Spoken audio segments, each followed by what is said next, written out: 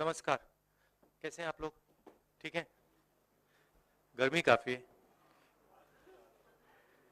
हाँ,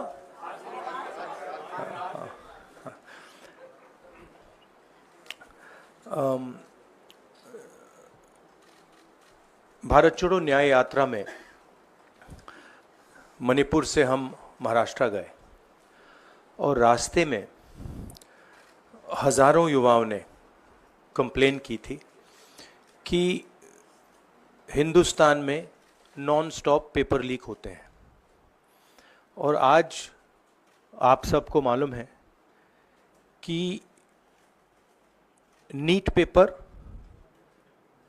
and UGC NET के जो पेपर्स हैं वो लीक हुए हैं और एक कैंसिल भी हुआ है। कहा जा रहा था कि नरेंद्र मोदी जी ने यूक्रेन की लड़ाई रोक दी थी। मतलब एक ऑर्डर देके जो रूस और यूक्रेन के बीच में लड़ाई चल रही थी उसको रोक दिया था, ब्रेक लगा दी थी। इजराइल और गाजा के बीच में जो लड़ाई चल रही थी उसको भी नरेंद्र मोदी जी ने रोक दिया था। मगर किसी ना किसी कारण जो हिंदुस्तान में पेपर लीक हो रहे हैं उसको नरेंद्र मोदी रोक नहीं पा रहे हैं या रोकना नहीं चाहते हैं। नुकसान स्टूडेंट्स का होता है। जो हिंदुस्तान के स्टूडेंट्स हैं, मैं जानता हूं कि आप इन एग्जाम्स के लिए महीनों सालों काम करते हो। ये आपका फ्यूचर है और आपके फ्यूचर से खिलवाड़ किया जा रहा है।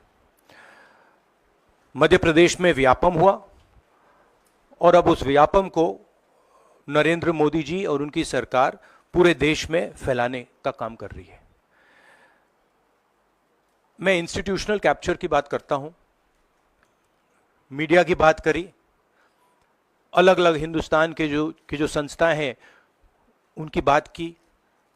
यही एजुकेशन इंस्टीट्यूशंस में हो रहा है। पेपर लीक का कारण है कि सारे के सारे वाइस चांसलर्स, एजुकेशन सिस्टम को बीजेपी के लोगों ने, उनके पेरेंट ऑर्गेनाइजेशन ने कैप्चर कर रखा है।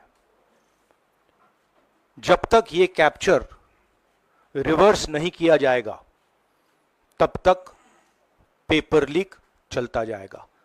इस कैप्चर को फैसिलिटेट नरेंद्र मोदी जी ने किया है और ये एक एंटी नेशनल एक्टिविटी है क्योंकि ये देश का भविष्य है और इससे हिंदुस्तान के युवाओं को, स्टूडेंट्स को जबरदस्त चोट पड़ती है। इंक्वायरी चल रही है, एक को आपने कैंसिल कर दिया है, अब पता नहीं दूसरे को कैंसिल किया जाएगा या नहीं किया जाएगा, बट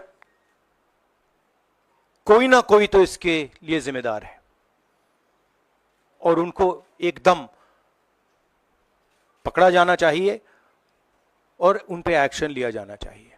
आपके कोई सवाल हो? साथियों, मैं गुजारिश करूंगा सवाल आपके इसी विषय पर। हाँ प्लीज। हाँ, sorry. When I went on my Bharat Jodo Yatra, the second one, throughout the route, students were telling me that paper leaks are endemic in India. They study, they work hard, honest students suffer, and students who want to cheat benefit. And this was repeated again and again and again and again. Now we are seeing an expansion of the idea of Vyapam across the country. BJP states have had to deal with this. Uttar Pradesh has had to deal with this. Madhya Pradesh has been a center of this. Gujarat has been a center of this. And now they have expanded this idea to the rest of the country. This is extremely damaging to students, and it's happening because all our institutions have been captured. Our vice chancellors are placed not based on merit, but because they belong to a particular organization. And this organization and the BJP have penetrated our education system and destroyed it. What was done by Mr. Narendra Modi to the economy with demonetization has now been done to the education system. Youngsters, I want you to know that the reason this is happening and the reason you're suffering is because an independent, objective education system has been demolished and it has been replaced by an education system that is captured by the BJP, captured by their parent organization. And until this capture is released, you are going to suffer. You're going to see cancellations of your exams. You're going to see paper leaks again and again and again. One paper has been cancelled. We don't know what is going to happen to NEET. But whatever happens, it should not be done in a arbitrary fashion. The rules that apply to one paper should apply to another paper. And it is very important that the people who are guilty here are brought to book and they are punished. Thank you.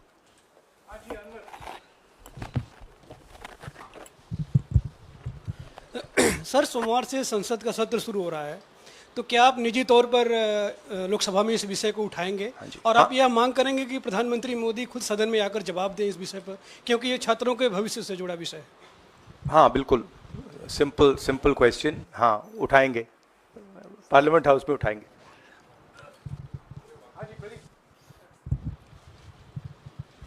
Thank you sir. Rahul ji मैं इधर हूँ. सवाल ये है कि जो education system इस वक्त है और जिस तरीके से जो पेपर लीक हुए, जिसका आरोप भी आपने लगाया और जो सामने भी आया है, रद्द भी हुआ है कल परीक्षा, लेकिन सबसे बड़ा सवाल ये है कि बदलाव क्या होने चाहिए, वो बदलाव जो इससे परीक्षा लीक रुके, वो क्या आपके पास फार्मूला? हमारे मैनिफेस्टो में हमने लिखा था, देखिए 2-3 चीज़ें हैं. सबसे पहले जो शिक्षा का सिस्टम है उसको एक संगठन ने कैप्चर कर रखा है. अपने लोगों को हर पोस्ट पे यही डालते हैं. वाइस चांसलर्स की लिस्ट निकाल लीजिए, पता लग जाएगा. तो इसको रिवर्स करना होगा. दूसरी बात, मैनिफेस्टो में हमने साफ कहा कि पेपर लीक होने के बाद कार्रवाई करना एक बात है, बहुत जरूरी है और स्ट्रिक्ट से स्ट्रिक्ट कार्रवाई होनी चाहिए. मगर हमने यह भी कहा था कि पेपर लीक होने से पहले जो सिस्टम्स हैं, जो यूनिवर्सिटी के एग्जाम्स के रूल्स हैं, सिस्टम्स हैं, इनको फिर से असेस करना पड़ेगा, इनको स्टडी कर रीडिजाइन करना पड़ेगा. ये दोनों काम हमने अपने मैनिफेस्टो में साफ लिखे हैं और विपक्ष दबाव डालकर ये 2 काम सरकार से करवाने की कोशिश करेगा.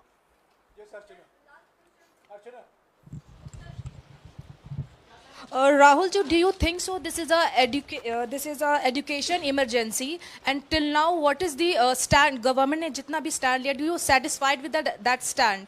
और सर मेरा दूसरा सवाल भी है, जिस तरीके से आप आज स्टूडेंट से मिल रहे हैं, आज let me answer the question. See, there is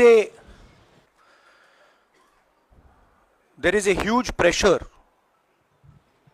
on our students, and the pressure comes from a number of directions. The first direction is the large scale unemployment that is there in the country. Everybody understands it, everybody knows it, and one of the reasons the government suffered in this election was that all youngsters believe that Mr. Modi is incapable of solving the employment problem. So that's the first thing. Second thing is there's huge pressure because of this, and there are very few avenues for students. In all areas, right? So you've cut off the job avenue. Now you're cutting off the exam avenue. You're saying, you can take an exam, you can study, you can work as hard as you want. On the last date, we're going to tell you that the exam is cancelled. So, that avenue is also shut. You've shut avenues like Agniveer. You've shut avenues like the public sector. So the youth of India have nowhere to go. It doesn't matter whether you're an IIT graduate, IIT student, or you're trying to join the army. The youngsters in India simply have no way through. And it's not just an educational crisis. It's a crisis in pretty much every sphere that we are facing. Now, before the elections, it was very clear that there was massive control of the media, massive control of the other institutions, so people were quiet.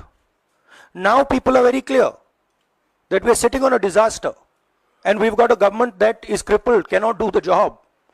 It's literally walking around on one leg, right? So, yes, it's a crisis. It's a profound national crisis. It's an economic crisis. It's an educational crisis. It's an institutional crisis. So, but I don't see any response. I don't even see the capability of a response, right? So, हाँ नहीं one second, Bihar का भैया हमने कहा है कि inquiry होनी चाहिए और जो भी जिन्होंने भी पेपर लीक कराया है उनके खिलाफ कार्रवाई होनी चाहिए। राहुल जी, चूंकि ये मामला नेशनल लेवल पे भी एग्जाम्स में हो रहा है, स्टेट लेवल्स में भी एग्जाम्स में कई जगह इस तरह के पेपर लीक की घटनाएं होती है और करोड़ों छात्रों का जीवन अधर में लटक जाता है। आपको लगता है कि एक सख्त कानून बनाने की जरूरत है संसद में कि इससे निपटने के लिए? कैसे होगा, क्योंकि छात्रों का जीवन नहीं, सख्त कानून आफ्टर द फैक्ट है, वो होना चाहिए। मगर अगर आप मेरिट के बेसिस पर लोगों को नहीं जॉब देंगे, अगर आप आइडियोलॉजिकल लोगों को वाइस चांसलर बनाएंगे, इनकेपेबल लोगों को वाइस चांसलर बनाएंगे, एग्जाम्स के जो स्ट्रक्चर्स हैं, एग्जाम लेने के स्ट्रक्चर्स हैं, उनमें आप आइडियोलॉजिकल लोगों को डालेंगे तो ये काम होगा। ये इसका सबसे बड़ा कारण BJP and its parent organization ने जो कैप्चर किया है ये है। और अगर आप कल्प्रिट ढूंढना चाहते हैं तो मैं आपको बताता हूं, जिन लोगों ने हिंदुस्तान के इंस्टीट्यूशंस को डिस्ट्रॉय किया है, जो पहले ऑब्जेक्टिव हुआ करते थे, इम्पार्शल हुआ करते थे, वो आज इम्पार्शल नहीं है, ऑब्जेक्टिव नहीं है, आइडियोलॉजिकल बना दिए गए हैं और मीडियोकर लोगों को इन इंस्टीट्यूशंस में बैठा दिया गया है। इसका मेन कारण यह है, और इसका आप एपिसेंटर देखिए, पूरा देश जानता है, युवाओं आप सब जानते हो कि इसका पहले एपिसेंटर मध्य प्रदेश हुआ करता था, वहां पे 40-50 लोगों की हत्या हुई थी, ये तब शुरू हुआ था। आप जानते हो कि गुजरात में, उत्तर प्रदेश में और मध्य प्रदेश में इन चीजों का एपिसेंटर है। और आप ये भी जानते हो कि बीजेपी के लोग कहते हैं कि हमारी लेबोरेटरी मध्य प्रदेश और गुजरात है। तो लेबोरेटरी से यह काम शुरू हुआ है और अब यह काम देश में फैल रहा है और आपका इससे नुकसान हो रहा है। जब तक यह रिवर्स नहीं किया जाएगा, जब तक हिंदुस्तान के इंस्टीट्यूशंस इनके हाथों से नहीं छीने जाएंगे और इफेक्टिव, ऑनेस्ट, इम्पार्शल लोगों के हाथ में नहीं जाएंगे, तब तक ये होता रहेगा। और मैं आपको बता रहा हूं, जब तक बीजेपी रहेगी ये बढ़ता जाएगा।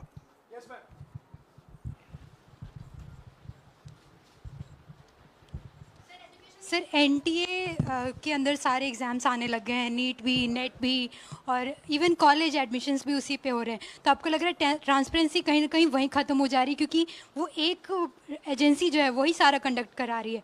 तो आपने पार्लियामेंट में इस मुद्दे को उठाने को सोचा है कि एनटीए को कहीं ख़त्म करने की ज़रूरत है या बदलाव करने की ज़रूरत है? नहीं, देखिए, अगर हिंदुस्तान में बहुत सारे ऑनेस्ट लोग हैं, बहुत सारे ऑब्जेक्टिव लोग हैं, अगर ऑब्जेक्टिव लोगों को, ऑनेस्ट लोगों को आप ये काम दोगे, पेपर लीक नहीं होगा।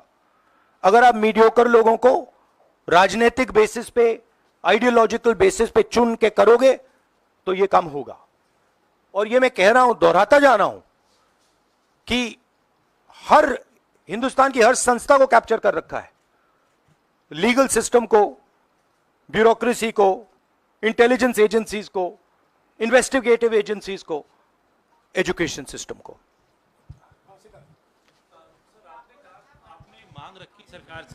आपने अपनी मांगे रखी हैं सरकार से, लेकिन सरकार के पक्ष पहले ही सामने आ गया। एनटीए को जो एनटीए है एजेंसी, उसको क्लीन चिट एक तरीके से एचआरडी मिनिस्टर ने पहले ही दे दी है। तो सरकार का तो कहीं ना कहीं पक्ष साफ दिखाई देता है। आगे आप लोग कैसे जाएंगे इसको? उनकी क्रेडिबिलिटी इन बातों में है ही नहीं।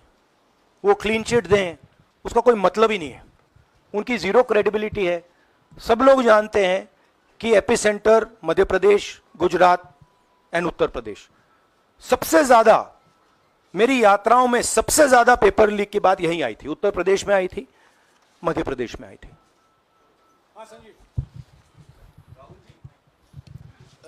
Rahul ji, NTA has conducted one test and which has been cancelled. The other is under doubt, and the court is looking into it. Would you say that the agency like NTA is incapable of conducting such examinations, because two main examinations, and I want it to be disbanded or something? No, I would say that if you let people who know how to run these things and you promote people based on merit, there are multiple ways in which you can do exams successfully. If on the other hand, you are constantly posting people who are mediocre, who do not have the skills to do these jobs, and you're posting them simply because they come from your same ideology, no system is going to work. You can change whatever system you want. If the people who are being put into that system are mediocre and being put in for the wrong reasons, it is never going to work. Sir, Last question. Sir, NEET, specifically on NEET examination, there is of course an investigation that is going on, but the scheduled counselling session is not been delayed. It is going to happen as per schedule. So do you think that this is a mere eyewash when it comes to the investigation, saying that investigation bhi ho rahi hai, but then they are not delaying the Look, session? they can eyewash whatever they want, but they are going to get such pressure from the opposition that they're going to think twice about whatever they're doing. Because we are not going to allow this type of activity to be done as far as our students are concerned. Our students sit there, they work, they spend months, they dream about these exams for years, they spend huge amount of money. So the opposition is simply not going to allow any of this eyewash that is taking place. We will make sure that we put so much pressure on them that this issue is resolved. Okay, Janendra, last question. Sir, Janendra, jaldi.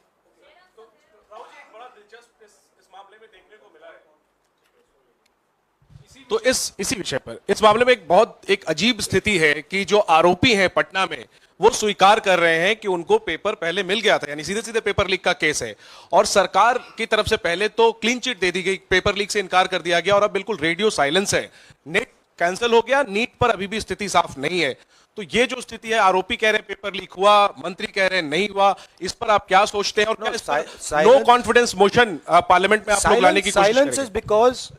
Silence is because Prime Minister is crippled. Right now, Prime Minister's main agenda is the Speaker. So he's not bothered about NEET, he's not bothered about all these things. He's bothered about कि भैया मेरी सरकार निकल जाए यहाँ से और मेरा speaker बन जाए. Right? That is where he is right now. That's where his mind is. Right? So, essentially the main thing is that we have a government now, right, and a Prime Minister now, who will find it very difficult to function. The Prime Minister, if I might say so, is psychologically broken. He has collapsed, psychologically collapsed.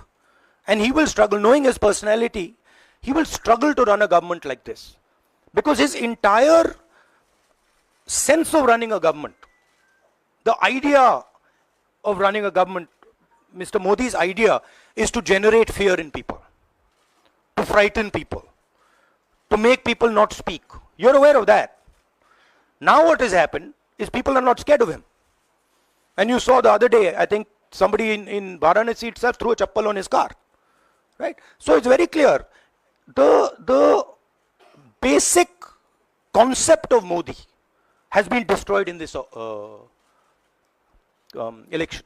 If we were faced with if right now you had a Vajpayee ji or a Manmohan Singh ji, they might be able to survive what they are faced with. Because there is humility, there is conciliation, there is respect. But Narendra Modi does not believe in any of these things. Narendra Modi believes my way or the highway. And now suddenly is found that earlier there were Congress people who were not scared of him. Now nobody in the country is scared of him. Right? So psychologically it's almost a fatal blow for the Prime Minister. And he's going to really struggle. And of course, now we have a stronger opposition. So it's going to be interesting and quite a lot of fun. Thank you. देखिए क्या हुआ, आपने जो नरेंद्र मोदी जी का जो concept था और वो गुजरात में शुरू हुआ था, गुजरात से वो गुजरात मॉडल फिर वो नेशनल लेवल पे लाए। कॉन्सेप्ट क्या था? कॉन्सेप्ट था मार्केटिंग, हजारों करोड़ रुपए की मार्केटिंग और डर, एजेंसी का डर, मीडिया का डर, सरकार का डर। अब हुआ क्या? अब देश में कोई उनसे डरता ही नहीं है। मतलब एक तरीके से रिडिक्यूल करते हैं। जो पहले 56 इंच की छाती थी, अब नंबर तो नहीं दे सकता हूं, बट 30-32 हो गई है, राइट? तो अब पूरा जो ढांचा था, इतना बड़ा गुब्बारा था, वो इतना बड़ा हो गया। अब इससे नरेंद्र मोदी जी को साइकोलॉजिकल बहुत टेंशन होगा, बहुत प्रॉब्लम होगी, क्योंकि उनका जो काम करने का तरीका है वो लोगों को डराने का है, धमकाने का है। अब वो डर चला गया। आपने देखा, पता नहीं देखा या नहीं, वाराणसी में वो चप्पल मार दी किसी ने। अब आप इमेजिन कीजिए, चुनाव से पहले अगर कोई मारना भी चाहता था डरता, तो वो जो डर था वो गायब हो गया, खत्म हो गया। और इंटरनल भी प्रॉब्लम्स हैं, इनकी पार्टी में प्रॉब्लम्स हैं, इनके पेरेंट ऑर्गेनाइजेशन में इश्यूज हैं। तो मेरा कहना है कि जो नरेंद्र मोदी का जो कॉन्सेप्ट था उसको ऑपोजिशन ने डिमोलिश कर दिया, खत्म कर दिया है। उसको आप 56 इंच की छाती कहें, उसको आप डर कहें, उसको आप मतलब जो बिग नरेंद्र मोदी जी की जो इमेज थी उसको फाड़ दिया हमने। अब अगर वाजपेयी जैसे लीडर होते जो जिनमें ह्यूमिलिटी थी, मनमोहन सिंह जी जैसे जिनमें ह्यूमिलिटी थी, लोगों की रिस्पेक्ट करते थे, बात सुनते थे, ऐसी सिचुएशन वो काम निकाल सकते थे। मगर ये नरेंद्र मोदी जी की स्टाइल ही नहीं है। नरेंद्र मोदी जी मतलब किसी की सुन नहीं सकते, बिना फोर्स काम नहीं कर सकते। तो ये अब मामला है। और दूसरी बात, बहुत मजबूत ऑपोजिशन है।